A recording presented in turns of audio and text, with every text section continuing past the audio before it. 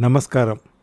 వినిపించే కథల ఆత్మీయ శ్రోతలకు వెంపటి కామేశ్వరరావు సాదర స్వాగతం.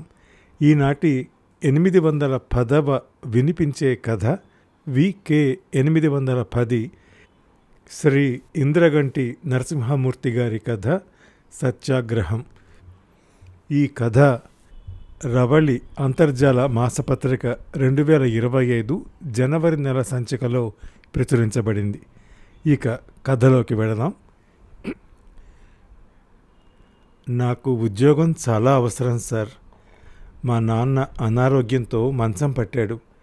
మా అమ్మ కూలి పని చేసి మమ్మల్ని పోషిస్తోంది. ఒక పూట తిని తినక నెట్టుకొస్తున్నాం. సెలవుల్లో కూలి పని చేసి సంపాదించుకుంటూ నేను చదువుకున్నాను.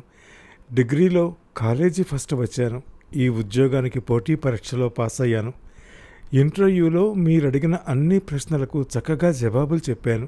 అయినా మీకు 10 లక్షలు ఇస్తేనే ఉద్యోగం ఉంటున్నారు. నేనేమీ ఇచ్చుకోలేని పేదవాణ్ణి. కనికరించి నాకు ఈ ఉద్యోగం ఇప్పించండి.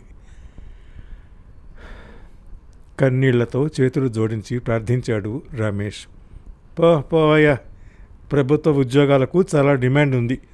ఒక్కో పోస్టుకు 25 లక్షలు ఇస్తామని వస్తున్నారు. తేరగా ఉద్యోగం సంపాదిద్దామనుకుంటున్నావేమో, అదేం కుదరదు నిష్కర్షగా చెప్పాడు గోపాలరావు. రమేష్ ఎంత బ్రతిమలాడినా గోపాలరావు కరగలేదు. తన కాళ్ళు పట్టుకోబోతున్న రమేష్ను విదిలించి పారేశాడు. కన్నీళ్లతో బయటకు నడిచాడు రమేష్. అమ్మయ్య, పీగడ వదిలింది అనుకుంటూ భార్య తెచ్చిన కాఫీ అందుకున్నాడు గోపాలరావు. గోపాలరావు కూతురు సత్యభామ ఇంటర్ 2వ సంవత్సరం చదువుతోంది. కూతురిని డాక్టర్ చేయాలని గోపాలరావు ఆశపడుతున్నాడు. ఎంబీబీఎస్ సీటుకి ₹1 కోటి డొనేషన్ కట్టాలి. డబ్బు సంపాదించే మార్గం అన్వేషిస్తున్న తరుణంలో గోపాలరావు పనిచేస్తున్న ఇంజనీరింగ్ డిపార్ట్మెంట్లో 10 పోస్టులు భర్తీ చేసుకోవడానికి అనుమతి వచ్చింది. ప్రవేశ పరీక్షలు, ఇంటర్వ్యూలు పూర్తయ్యాయి. అభ్యర్థుల సెలక్షన్లో గోపాలరావుదే తుది నిర్ణయం. అతని సంతకంతోనే పోస్టింగ్ ఆర్డర్స్ పంపబడతాయి. ఈ అవకాశాన్ని సద్వినియోగం చేసుకోవాలని గోపాలరావు నిర్ణయించుకున్నాడు. 10 పోస్టులకు రేటు నిర్ణయించాడు. డాడీ! సత్యభామ పెట్టిన కేకకు ఉలిక్కిపడ్డాడు బ్రేక్ఫాస్ట్ చేస్తున్న గోపాలరావు. సత్యభామకు కోపం వచ్చిందని గ్రహించాడు. అతనికి కూతురు మీద విపరీతమైన ప్రేమ. పుట్టినప్పటి నుండి ఎంతో గారాబంగా పెంచుతున్నాడు. కూతురు ఏమడిగినా కాదనలేడు. ఏమైందమ్మా, ఏం కావాలి చెప్పు, నిమిషాల్లో తెచ్చిస్తా లాలనగా అడిగాడు. నీ పద్ధతి నాకు నచ్చలేదు డాడీ. పాపం ఆ నిరుద్యోగి అంతలా బ్రతిమలాడుతుంటే నీకు జాలి కలగకపోవటం దారుణం. మెరిట్ క్యాండిడేట్స్ను తొక్కి ఉద్యోగాలను అమ్ముకోవటం నీచాతి నీచం. నా మీద ఏమాత్రం ప్రేమ ఉన్నా మెరిట్ ప్రకారం ఉద్యోగ నియామకాలు చేయి, తండ్రిని ఆదేశించింది సత్యభామ. ఇది మా ఆఫీస్ వ్యవహారం, నీ జోక్యం సహించను అన్నాడు గోపాలరావు కోపంగా. ఇది మీ ఆఫీస్ వ్యవహారం మాత్రమే కాదు, మన ఇంటి వ్యవహారం కూడా. నువ్వు డబ్బు తీసుకునేది నన్ను డాక్టర్ చేయాలనే కదా. నిరుద్యోగుల ఉసురు పోసుకుని నేను డాక్టర్ అయ్యి ఎవరిని ఉద్ధరించాలి? ఆ పాపపు డబ్బుతో నేను ఎంబీబీఎస్ చదివే ప్రసక్తి లేదు. నేను కష్టపడి చదివి మెరిట్ మీద సీట్ సంపాదించుకుంటాను, లేకపోతే బీఎస్సీలో చేరుతా, తండ్రిని హెచ్చరించింది తనయ. ఈ విషయంలో నేను ఎవరి మాట వినను, నా నిర్ణయమే తుది నిర్ణయం అన్నాడు గోపాలరావు. నాకు ఉద్యోగం అవసరం సార్ అంటూ ప్రాధేయపడుతున్న నిరుద్యోగి సత్యభామ కళ్ళ ముందు మెదిలాడు. నిరుద్యోగుల జీవితాలతో చెలగాటమాడుతున్న తండ్రి మనసు మార్చటం కూతురిగా తన కర్తవ్యమని సత్యభామ భావించింది. తప్పు చేస్తున్న తండ్రిని ఎదిరించడం తప్పు కాదని భావించింది. ఎలా తండ్రి మనసు మార్చాలి అని ఆలోచిస్తుంటే మహాత్ముడు మదిలో మెదిలాడు. సత్యాగ్రహంతో అనుకున్నది సాధించాలని తలపోసింది. ఒకసారి నిర్ణయం తీసుకుంటే వెనకడుగు వేయకూడదని కృత నిశ్చయురాలైంది. మెరిట్ ప్రకారం ఉద్యోగ నియామకాలు చేయడానికి నువ్వు అంగీకరించే వరకు నేను నిరాహార దీక్ష చేస్తాను. నీ మనసు మారే వరకు నేను ఆహారం తీసుకోను అంటూ నేలపై కూర్చుంది సత్యభామ. అరగంట భోజనం ఆలస్యమైతే ఆకలికి తట్టుకోలేని సుకుమారివి నువ్వు. నిరాహార దీక్ష, నీ మాటలు నమ్మేంత వెర్రివాణ్ణి కాను నవ్వుతూ అన్నాడు గోపాలరావు. దీని కోపం తాటాకు మంట లాంటిది. ఎంతసేపు ఆకులతో కూర్చోగలదో చూస్తా.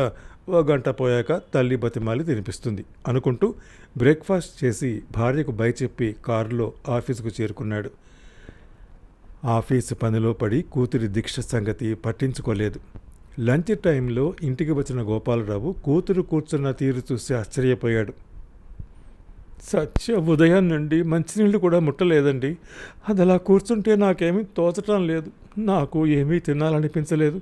ఈరోజు వంట చేయలేదు. మీరు హోటల్లో భోజనం చేయండి. కన్నీళ్లతో భార్య చెబుతున్న మాటలు వింటూ కోపంతో ఊగిపోయాడు గోపాలరావు. కాసేపటికి సర్దుకున్నాడు. నీకు ఏ లోటు లేకుండా పెంచుతున్నాను. నువ్వే నా ప్రాణం. ఉద్యోగాల విషయంలో మాత్రం కలగజేసుకోకు. లేచిరా, ముగ్గురం స్టార్ హోటల్కి వెళ్ళి భోజనం చేద్దాం అన్నాడు. సత్యభామ కదలలేదు, మౌనం వీగడలేదు. గోపాలరావు నిస్సహాయంగా చూశాడు. సరే, మీతో పాటు నేను కూడా ఏమీ తినను, ఆకలితో చస్తాను అరుస్తూ వెళ్ళి కారెక్కాడు. అన్యమనస్కంగానే ఆఫీసులో పనులు పూర్తి చేసుకుని రాత్రి ఇంటికి చేరుకున్నాడు. సత్యభామ ముఖం పీక్కుపోయినట్టు కనిపించింది. భార్య తిరస్కారపూర్వకంగా భర్త వైపు చూసింది. తల్లి కూతుళ్ళని ఆ స్థితిలో చూసిన గోపాలరావు మనసు బాధతో మూలిగింది. వారి మౌనం భరించరానిదనిపించింది. సోఫాలో కూర్చున్నాడు. కళ్ళు మూసుకున్నాడు. అంతా చీకటిమయంగా తోచింది. ఉదయం తర్వాత ఆహారం తీసుకోకపోవడంతో కడుపులో మంటగా ఉంది. తలనొప్పి తోడవడంతో కణతలు రుద్దుకున్నాడు. మనసులో తీవ్ర ఆందోళన మొదలైంది. భార్యను కూతురును బాధపెట్టి తానేమీ సాధించలేడని అర్థమైంది. కూతురు దృక్పథం సరైంది అనిపించింది. తీవ్రమైన ఆలోచనల మధ్య ఉదయం తన కాళ్ళు పట్టుకోబోతున్న రమేష్ మనసులో మెదిలాడు. దేశంలోని నిరుద్యోగులకు ప్రతినిధిలా కనిపించాడు. తన పేరు చెప్పుకొని 10 కుటుంబాలు బాగుపడితే కలిగే సంతృప్తిని డబ్బుతో కొలవలేమని కుటుంబ సభ్యులు చెబుతున్నట్టు అనిపించింది. కూతురు చెప్పినట్లు చేస్తే మంచిదనిపించింది. మనసు కుదుటపడింది. కళ్ళు తెరిచాడు.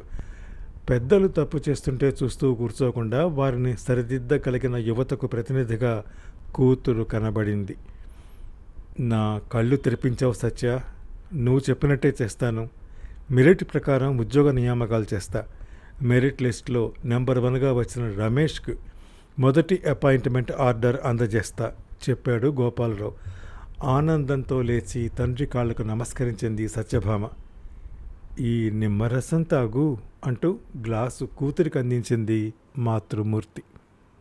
810వ వినిపించే కథ VK 810 శ్రీ ఇంద్రగంటి నరసింహమూర్తి గారి కథ సత్యాగ్రహం విన్నారు. ఈ కథను నేను వినిపించిన తీరు మీకు నచ్చితే లైక్ చేయండి. మీ కాంటాక్ట్స్కి షేర్ చేయండి. మీ అమూల్యమైన అభిప్రాయాన్ని కామెంట్ రూపంలో నాకు తెలియజేయండి. నా వినిపించే కథలు ఛానల్కి సబ్స్క్రైబ్ చేసి మీ ఆదరణ, అభిమానం, ప్రోత్సాహం అందిస్తూనే ఉండాలని మనవి చేస్తూ సెలవు తీసుకుంటున్న మీ వెంపటి కామేశ్వరరావు.